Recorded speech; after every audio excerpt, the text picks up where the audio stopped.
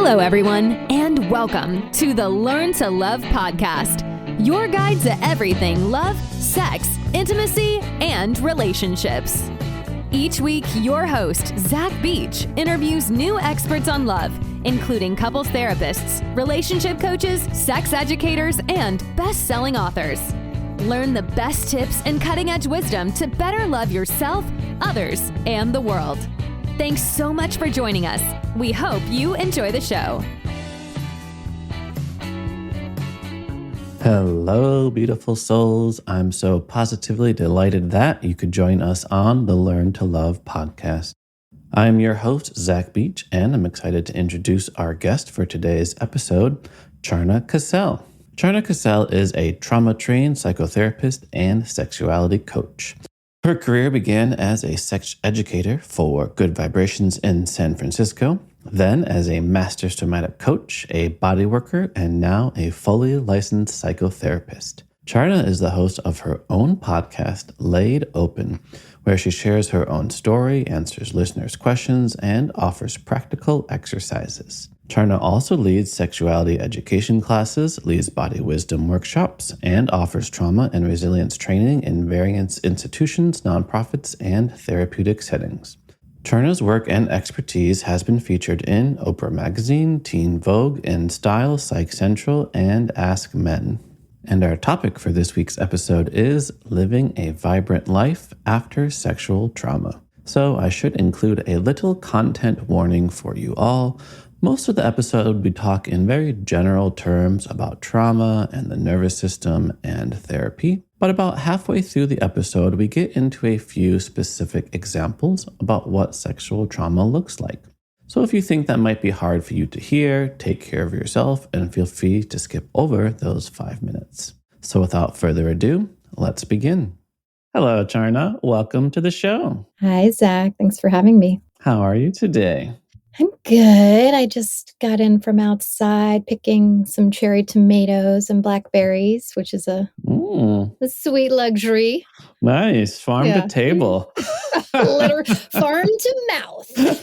Yes. Skip the table entirely.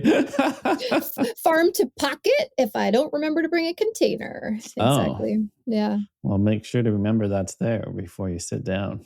Otherwise, you're going to have some stained pockets. So I appreciate the lightness because we're going to talk about, we'll talk about some serious stuff, and then we can get to the joyful part at the end, the light of the tunnel at the end, because our topic for today is on living a vibrant life after sexual trauma. So I think we could start out with some simple definitions just to create a little foundation of understanding what is trauma.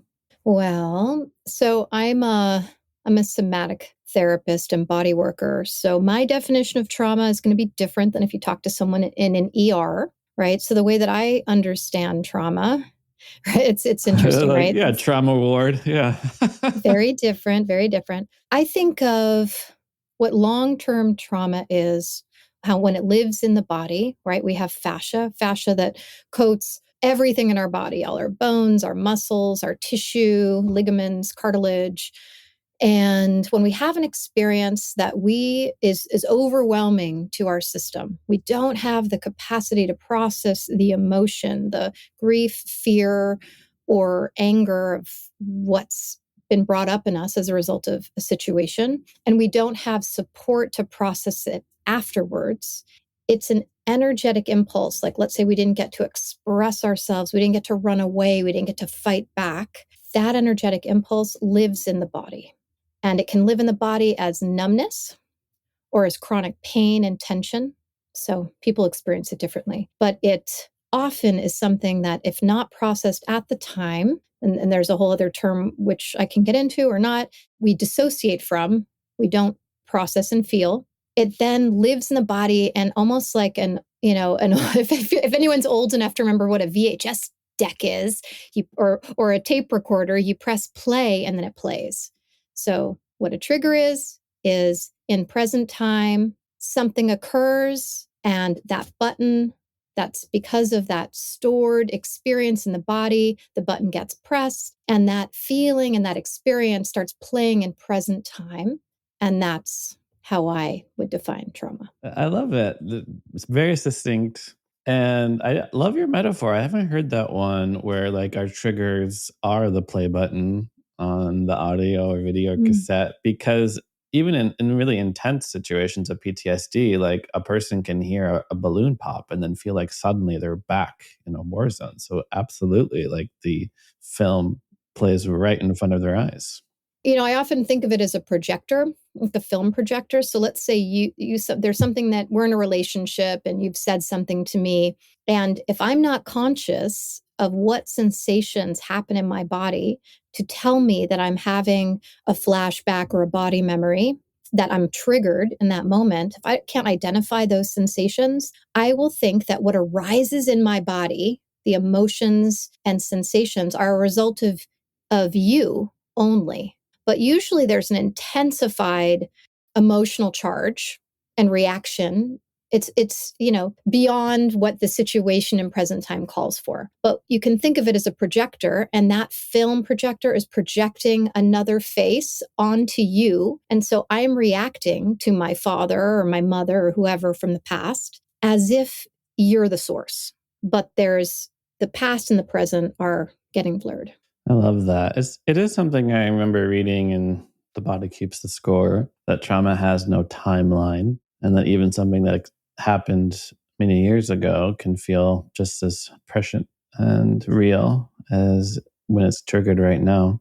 So I'm almost curious why, obviously, maybe there's no divine creator involved in this, but why trauma is so pernicious. And what I mean by that is, it seems like most of the human experience kind of follows a use it or lose it kind of rule. If I don't use my muscles, they will weaken. And many things, I maybe learned as a kid. Like I know people who grew up in a household that spoke a specific language and they stop speaking it and then they don't even understand it anymore. So it very much seems like memories fade, our ability to do things fades, our muscles even weaken if we don't continually exercise them. But trauma, it seems, is its own ballgame. So here's the thing that's tricky, right? Is that some people, the body remembers. There's implicit and explicit memory. And I'm not going to get into a bunch of, theoretical trauma jargon, but basically, for some people, you can see in their nervous system responses how they respond to relationships or certain situations, to sexual situations. There's something pointing to the possibility of some kind of sexual trauma. And I also would like to define specifically how I think of sexual trauma, which we can do that in a moment. While other people, it's like, so for some people, their body remembers and their behavior shows it, but they don't have conscious memory. They don't have a narrative, that they're big blocks of time from their childhood that they just don't recall at all. While other people, things are hyper clear in their memory, like they remember the texture of wallpaper when something was occurring. They remember the colors, the way the light was coming in, like their whole system was so vigilant and on high alert, right? But what happens with even positive, so basically we really remember really positive experiences and really negative experiences. And the middle stuff just kind of fades. And the more you repeat and reinforce a neural pathway, right? This is why it's not encouraged. And I do appreciate The Body Keeps the Score, because Bessel recognized that just talking, just having someone repeatedly tell their trauma story activates the nervous system, lights up the parts of the brain that recall this certain experience, and then their body goes into the experience, reliving it in the present moment. So it's not helpful to just simply reinforce a neural pathway. And so when people are constantly retelling the same story or feeling the same feelings and not learning new ways to interrupt, right? To take the exit off the freeway, then it just keeps playing out. And that's part of, but I don't feel like it fully answers your question. I think it answered it, because You made a very good point. a number of very good points. But one of the things I heard is that it is interesting, essentially, when the mind decides, how strongly should I encode this memory? It thinks, well, how intense is the emotional experience? And a really positive one, the birth of your child, you're going to remember that for the rest of your life. And you'll also remember exactly where you were on 9/11, for example. The really terrible experiences in our life also get imprinted. And, evolutionarily, that made sense. Like if you went to the river and an alligator came out and tried to kill you, like it was good for your survival to know that that alligator was there. So you wanted to define sexual trauma. Yeah. So, a lot of people, when they think of sexual trauma, they think of sexual assault or child sexual abuse. And I expand the definition to include forms of social trauma, racism, sexism, homophobia, because, when you think about if someone is squeezing themselves down, they're tightening, they're restricting their breath, they're making themselves smaller to not be a target in some way in their homes because they have a mentally ill parent, they have a drug addicted parent, or they live in a homophobic and racist society, and they don't want to be seen. If your life force is your sexual energy. So how can someone, if they've been in a habit for 20 or 30 years of squeezing down and restricting the flow of life in their system, how does it not impact their sexual self-expression? And so people don't always make that connection, but that's what I have seen over time. Yeah, it reminds me of the difference between maybe more sudden experiences of trauma versus chronic and long term. And as people are living longer and longer, we're seeing more ill mental and physical health effects from the more chronic situations in our life, including those that society puts on us. So racism, sexism, homophobia, for you, these are all chronic traumatic situations. Right. And growing up in families where, you might not think there's a direct connection between having a mentally ill parent or having a drug addicted parent or physical abuse. You're like, oh, I was never touched, or sexually. But all of these things, if you're trying to make your body disappear, or if your body's not a safe place to exist, how are you supposed to then give your partner directions around what feels good and how you like to be touched when you're in bed? Right. So I see sex as a microcosm. That's so much like someone could be, they could be depressed and unable to complete tasks in their life and they can't come. Right. So there's these metaphors that can definitely, or not metaphors, they're literal things they're living out outside of the bedroom. And then they also show up in the bedroom. And that's what I've worked with clients for 20 years. And I see that repeatedly. So what's the connection between the trauma that we experience and the nervous system related symptoms? So a dysregulated nervous system looks like two different things, right? So in the realm of hyperarousal, which is an increase in sensation, if your system responds to stress or overwhelm by going into hyperarousal, it will look like this: dry mouth, sweaty palms, widened eyes, raised eyebrows, tight jaw, shoulders up. Usually the energy is going up and out, right? Rapid speech, lots of emoting, crying, could be profuse sweating,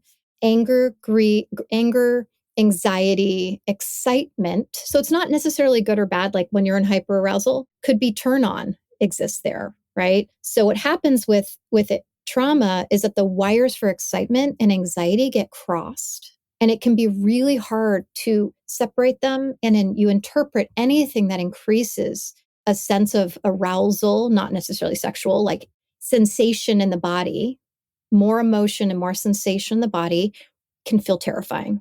And unless you've experienced this, it really doesn't make sense to you. Like it's very confusing, but it can feel. And if someone goes into enough hyperarousal, they'll also then go into hypoarousal. And I can describe what that is. So hypoarousal, again, not necessarily bad in life. Like we need to go into hypoarousal to go to sleep at night. So it's like downshifting and going, turning the computer off. So hypoarousal also can be depression, numbness, sleepiness. There's a flaccidity or a slackness in the body. People can feel more kind of slow and stuck. So it's a slower pace, right? But it can also be fainting, and it's so the more you go into it, the more dissociated you are, right? So you could go totally offline and you might not even hear. And as you go more into dissociation, things are foggy, hazy. Some people dissociate and they fixate on a certain point and they can see everything, and then everything else is fogged out. It can be hard. Like, let's say you're someone in a fight with a partner and they're yelling stuff at you, and just like a loud voice is a trigger for you, or fast speech is a trigger for you. Sharp hands, all of these things activate the part of the brain, the amygdala, which is like, that person is a dangerous human. And your brain will go into a fight response.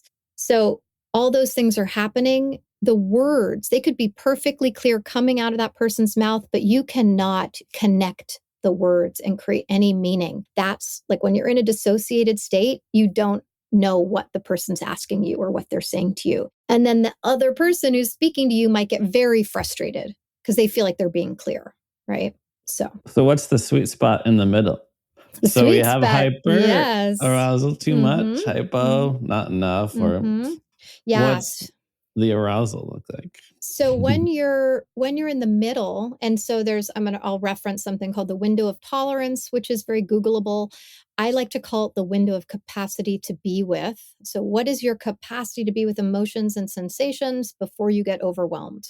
And so that middle place is when you're regulated, right? So when you're regulated, you have perspective, you can think clearly. This is low beta brainwaves, which means this is where you can learn, you can take in information, you can try new things. Once you go out of that low beta brainwave state and you go into hyper arousal or hypoarousal, you are not in present time, right? So in the middle, you're like, oh, I know what's good for me. I'm hungry. I'm going to eat. I feel like exercising, or I would really like some physical contact. Like, you just have a better sense of connection to yourself and others. And once you're out of, and some people have very tiny windows, right? So more trauma often will make a smaller window unless you've really addressed it. So once you're out of your window, you've lost time. Your body is no longer 40 something years old. You are 2, you are 5, you are 12 years old, right? And so your partner, who might be talking to you as if you're a 40 something year old, really doesn't know and see unless they've trained themselves and attuned to the signals of what you're like when you get, dysregulated. So you're a wise, resourced adult in the middle, and you're a wounded child or a traumatized child outside of that window. And you're reacting to, like, how do I need to be in order to be connected and stay safe? Or you're having a tantrum and it just doesn't make any sense, right? I love that. A wise, resourced adult. And I like how you described a window of tolerance as being a window of capacity to be with. I'm going to steal that. There you go. You know what I like? I like how on your podcast you rephrase. So it's like you repeat, so that if people didn't get it the first time, it's like you're taking notes for us. Thank you. No problem. Happy to. People are driving like, what was that? Don't worry, friends. I got you. Got my back. Because having somebody to mirror your experience can be extraordinarily helpful. So I'd love to get into working with this, particularly how you work with this as a somatic therapist and body worker. At the same time, I don't want to throw the rest of psychology and therapy under the bus, so to speak, because I feel like people almost derisively speak of talk therapy nowadays. Oh, you're not going to get anything from talk therapy. Just talking in a room with somebody, it's useless. What's your opinion on the roles that talk therapy can play in a person's life before we contrast it with other approaches? I think I feel equipped to answer that because I did talk therapy from the age of 14 to 24 before I discovered somatic therapy. So the value that brought to my life was, first of all, having a deeply compassionate, safe adult, right, who did listen and reflect. Remember when I was 14 years old saying to her something like, I don't want my parents to be obligated to blah, blah, blah, to take care of me or something like that. And she was like, Charna, they are obligated, right? So she was a reality checker for me. And I think that that's having a neutral person to reality check some of the thoughts or beliefs that you carry is valuable. Boundaries. It was an interesting thing because I trained in somatics before becoming a psychotherapist. There were things that I was like, look, my somatic, therapist was my teacher, was my trainer. Like I can hold all those boundaries. And yeah, I do think I can hold those boundaries, but there's something really valuable about the boundaries and container around that therapists are expected to hold. I think that it's kind of like a built-in, because not all therapists are going to be safe humans and not all therapists are going to respect these boundaries. But the fact that there's something that can be, checked, like there's a system that looks over us and goes, this is allowed, this is not allowed. I think there's some value to those boundaries. And I think a lot of people have never had the experience of simply getting to voice needs and feelings. And there are many parents out there who are narcissists or borderline that did not create space for their kids to just be heard and to be like, you have a right to feel that. You have a right to need that. That's basic. And so a therapist will provide that, a reliable, consistent, safe environment to show up each week and be held. I will say that I am very biased towards body-based therapy because while I got that from that therapist, it didn't touch my trauma or my nervous system at all. Okay. So if you're someone who has a lot of trauma, you have to work with the nervous system. And that I really am biased that way. And I know some people will go see a psychodynamic, a psychoanalyst and get benefit. But I think there's trauma in disconnecting the brain from the body or the mind from the body. It's reinforcing something, disconnection, when we really need to create more connection. And when you've been sexually abused and touch has been perverted, there is so much healing. And not all somatic therapists will touch their clients. I am trained in a form that really does because I do body work as well. But so much safety and new imprints and relating to another human as well as contact can be formed through somatic work. Yeah, I resonate so much with what you just said. How important it is to have a deeply compassionate and safe adult. And I'm like, that applies just as much to our therapist as it does to our partner. And how wonderful it is to be with a compassionate adult that we do truly feel safe with. And we even recently had an episode on gaslighting where a person questions their reality. And that's what the guest said. The best thing you can do is get that reality check from a third party. And it could be a friend, could be a therapist being like, yeah, this is happening. Am I crazy? And they're like, no, absolutely not.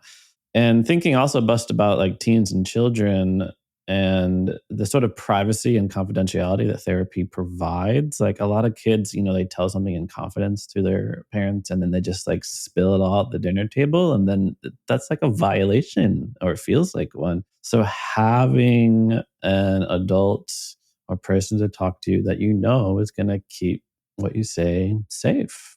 And that helps with trust. Yes. And that I'll just say one little thing about that is that one of the things that gets really destroyed by sexual trauma is self-trust and trust of others. Because even if you're a 3-year-old, you feel like you should have been able to protect yourself. Like I should have done this. And so shame is, I think of it as like being right above powerlessness. So it's all connected to powerlessness. And shame is like a false sense of control, right? If you blame yourself or shame yourself, and it feels better, even though it feels horrible. It feels better than feeling like I was powerless to prevent that. I feel like when I edit this, I might put like a content warning at this point in the thing, and maybe like a beep. We'll see. But basically, I feel like we've been dancing around this idea of sexual trauma because we have talked about the racism, sexism, homophobia piece, and I feel like we have heard of like the big things like rape and assault. But I'm curious what other activities that people might not even realize counts as or might create sexual trauma.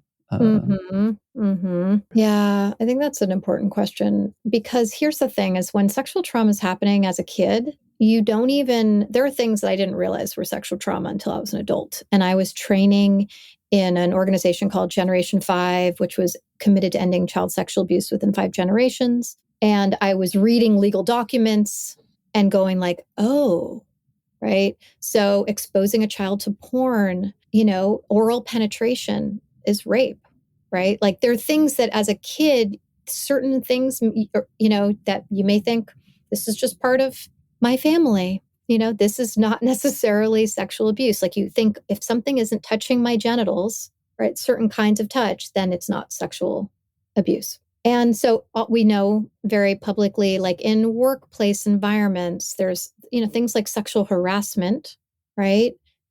Inappropriate suggestions, using your power over somebody in a workplace environment, touching in a way that it doesn't have to be someone's genitals, that is not desired, that is not consented to, right? One of the things it's like, I think is more common than we like to think, than we know. In high schools, I think there are male teachers, female teachers as well, certainly, and coaches that relate to children like they would relate to an adult.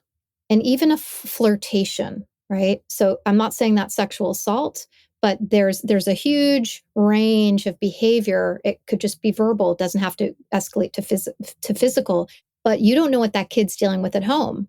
And that can activate and live in that person's body as very unsafe, right? When I was a kid, I thought I had a sign on my head that said like, assault me, like be inappropriate with me, because of the attention I got from adult men. And I really internalized it and blamed myself. And I think this is a very common thing, because what happens is offenders are trained in somatic awareness, whether they know that or not, right? They can see a freeze a mile away, and a nervous system that freezes, a physical body that freezes, is less likely to speak up, run away, fight back. And they also don't smack the person down and draw a line or walk away, right? There's just like a deer in the headlights. And what gets said can then get said again, and then it can escalate. And then you've probably heard the term grooming, right? So it's like, let me just touch the edge of your arm or your knee, and then let's just see how that can escalate, right? Let me just slip a hand down your shirt, and then let's see how that can escalate. And if you don't do anything to stop it, because it's not your job, if you're a child, right? Right. Yeah. Yeah, that's such an important recognition of that nervous system level of awareness of the flight, fight, freeze response, because freezing is a natural evolutionary response that many people have. And that really means we have to take away like any victim blaming, because it's not, their fault that they didn't yell, didn't fight back, didn't blah, blah, blah, blah, blah. And especially as a child, in no way was it their responsibility to discontinue what was happening. One of the things I think is really important that I don't think a lot of people know is that in a freeze response, your vocal cords freeze. So when someone says, why didn't you say no? It's infuriating because the person couldn't. They literally couldn't. And there could be a lot in their head being like, run, say something, get up, do this. And in a freeze response, it's like from the outside, there's this level of tension and stillness, held breath, and inside a lot of activity going on. So let's say just hearing these abstract situations, I suddenly start to feel I'm getting a little activated. What are some practices and ways someone can go about regulating themselves? So first, you might notice, like, let's say one person, their lids start to droop, they start to get really tired. Another person, their heart is beating fast, their mouth is getting really dry, hands are getting clammy.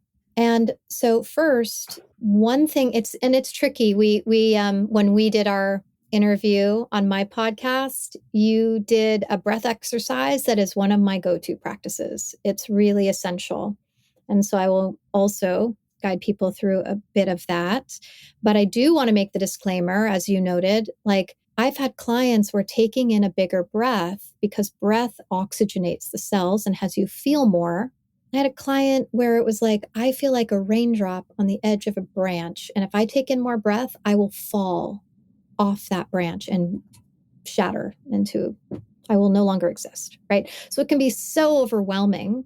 What's calming for one person is not going to be calming for another, even though this breath exercise is designed to feel like a hug from the inside and calm the nervous system.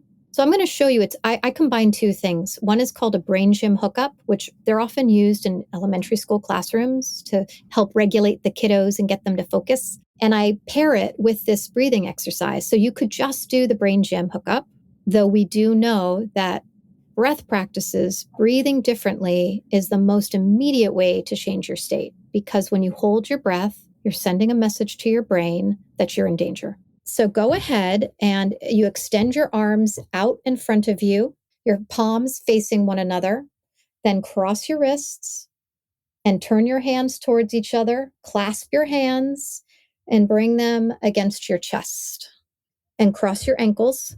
So this is the brain gym hookup.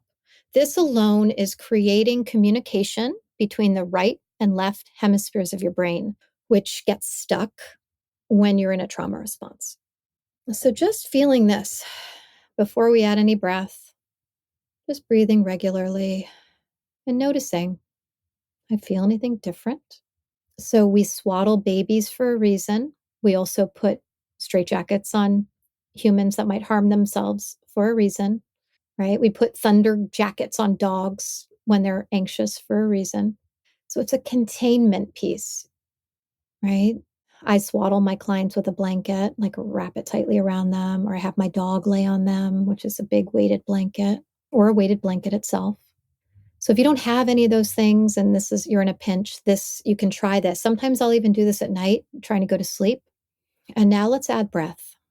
So slowly inhaling through your nose, filling your belly all the way up into your chest. And as you exhale, you're pursing your lips as if you're blowing sand through a straw, and you can control each grain of sand as if the sand is colored and creating a beautiful mandala. And you want to make sure it goes right where you want it to go.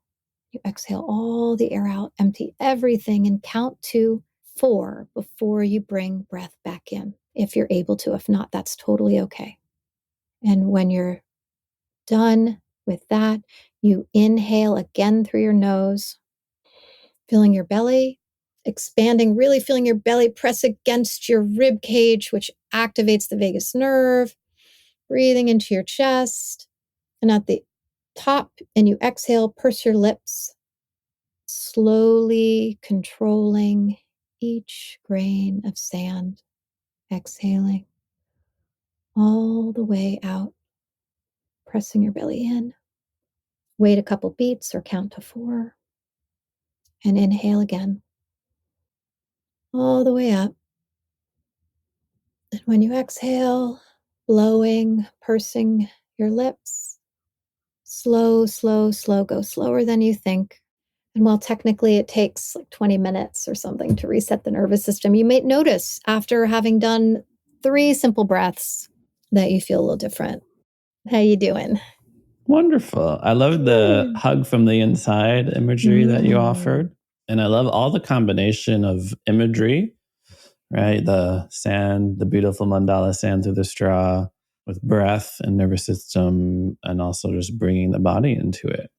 It all comes together so marvelously. So I feel like that's a lovely little taste of how the somatic approach differs from talk therapy. Is the more you want to speak to on this approach? Yeah, I think something that's really important and very simple is orienting.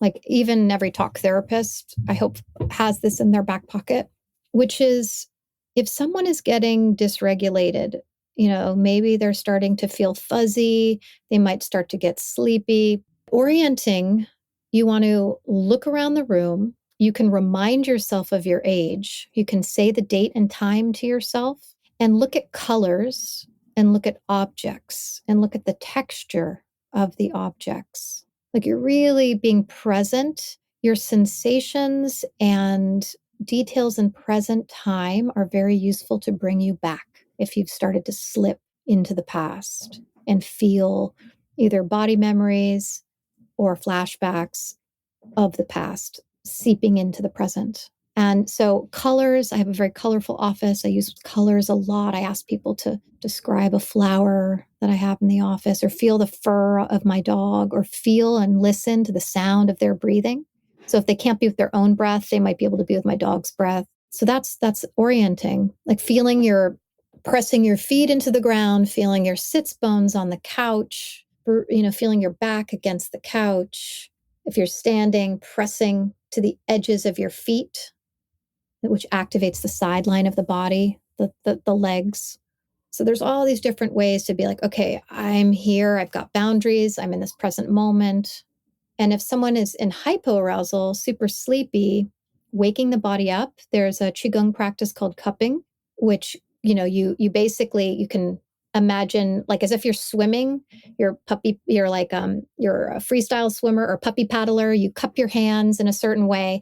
And imagine that you can draw the energy to the surface. So first you're going from your shoulder down the outside of your arm to your palm, and up the inside of your arm to your pec, and to where your shoulder connects to your clavicle. And you do that, I'm going to make a sound. Is that okay to make sound? Is it going to be irritating? I don't have to make the sound. Okay.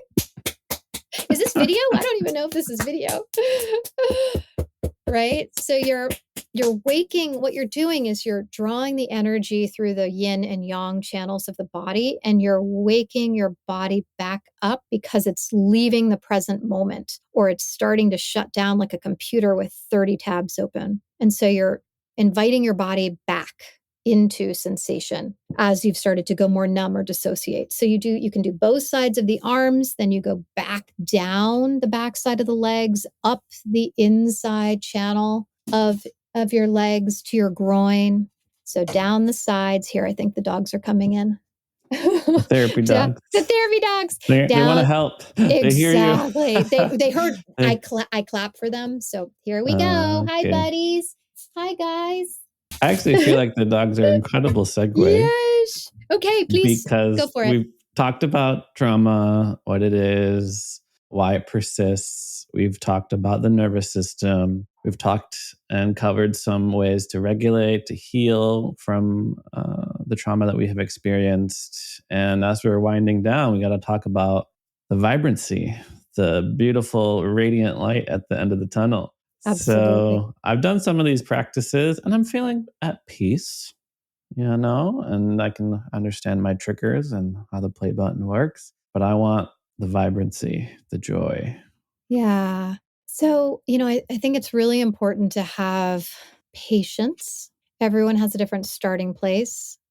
And the first piece is accepting what has happened and where we're starting from, right? So to be aware of what that is and understand that healing is a cyclical process, right? I imagine a lot of people have seen the spiral. You can feel like, oh, I'm healed. And then suddenly there's a new spiral of growth and the same old stuff arises. You just have more tools to approach it. And this is life, right? And so the thing that I like to emphasize is micro practices and micro successes. Because with trauma, there can be very black and white thinking and catastrophic thinking. And so we're honing an adult part or certain parts that can celebrate.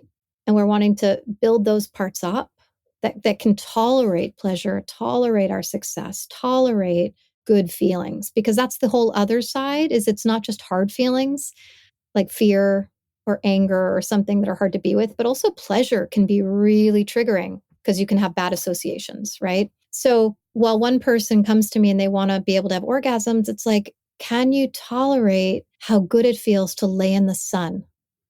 Can you tolerate the feeling of sand squishing between your toes or a warm rock in your hand, right? Or smelling something divine. So it's really, I start with sensuality and senses. Like really, people will come with big goals and everyone has to go at different paces. So practices are so important, right? So whether it's meditation practices, physical practices, right? That you're creating breath practices, you're creating space inside your body that creates new sensation. I do body work with people, so I'm creating new imprints for new felt experiences. But I really encourage people to be in their own regular practices, because the other thing that they're probably missing is continuity and consistency. And creating that for yourself, not just getting that from another human, is so important for building self-trust. So as you start to listen and feel your body and start to pay attention to what feels good. Do I really want another cookie? Maybe I only want half of it. If I don't eat the second half of this cookie, that is you being self-responsive, respecting your own boundaries. And over time, you can picture it like you're putting beads on a necklace, right? You're creating this beautiful necklace that ultimately leads to self-compassion. So self-responsiveness, I realized, was the byproduct was self-compassion and self-love. Like, that was a surprise to me through my own process. But I see that for people. So it's being able to slowly tolerate, like you build up the capacity, you stretch your capacity to be with more sensation. And there's a variety of ways you can do that. But what you'll see over time is that your window gets bigger, which means if your capacity to be with grief and discomfort is that big, it's also that big to be with joy and pleasure. I love the alliteration. Continuity and consistency will increase your capacity to be with more sensation. And I feel like that's a really important piece to the hyperarousal we didn't quite emphasize. I feel like a lot of people think, oh, my triggers are bad things that put me into my stress response system. But as you say, we are also increasing our window of tolerance, our capacity to be with the joy, the excitement, the passion, and the vibrancy. 100%. I mean, and it's, if you're on meds, which I don't discourage. I think that sometimes people really need that to even be able to do harder work. What meds do is they create a bigger window for you. But what that also means is people are like, I'm okay. They don't feel heightened joy or heightened passion necessarily. That's where, a lot of the times people lose their ability to orgasm, right? Because things need to be so much bigger to go into hyperarousal, right? Very true. Yes. Thank you so much, Charna Cassell, for coming onto the show. I do have to finish by asking the question I ask all of my guests, which is, what do you wish everyone knew about love? I did not pre-package a thought about this, so let me be with that for a moment.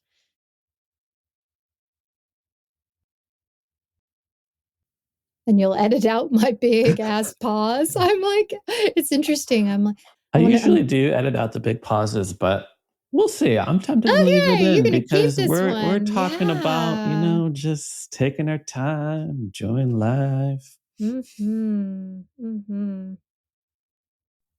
That it feels so good when you allow it to either come out or to come in. That there's a softness to it, that there's feels like you're floating in the ocean, and that I want everyone to have access to that from the inside and from the outside. And that starts with a regulated nervous system, and that's something that we all can work towards. Beautiful. I love just getting into the visceral, sensational aspect of love. So thanks again, Charna Cassell, for coming onto the show. For our listeners that want to learn more about you, how can they find you? Yeah. So charnacassell.com is my blog and podcast and course website. I have a course that's happening right now, Pathways to Peace, Mindful Practices for Transformative and Vibrant Living.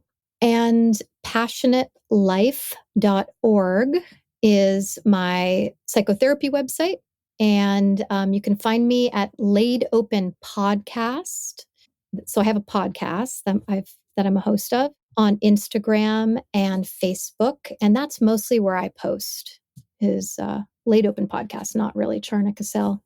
So yeah, there you go. Beautiful. I love the name. because I love the double entendre, so to speak. Because, Yes. you lay a book open and you get to gain all this information, but then, you got the bedroom reference there too. It's beautiful. So I feel so good and quite vibrant from basking in your vibrancy, Charna Cassell. Thank you so much for coming on. It's been a wonderful conversation. Thank you so much for having me. Appreciate it. And thank you, listeners, so much for listening. I hope you remember all of the valuable lessons that Charna shared with us today, including trauma is an experience that is overwhelming to our system, which then persists in the body indefinitely. We have acute trauma like assault or abuse, and chronic trauma like racism and sexism. Trauma can reduce our window of tolerance, which means we are more easily triggered into hypo or hyper arousal. Talk therapy is great. Having a reliable, consistent environment with a deeply compassionate, safe adult is an extraordinarily healing experience. But we don't want to deepen problematic neural pathways, so somatic therapy can help us learn to regulate our nervous system better and widen our window of tolerance, which is our capacity to be with.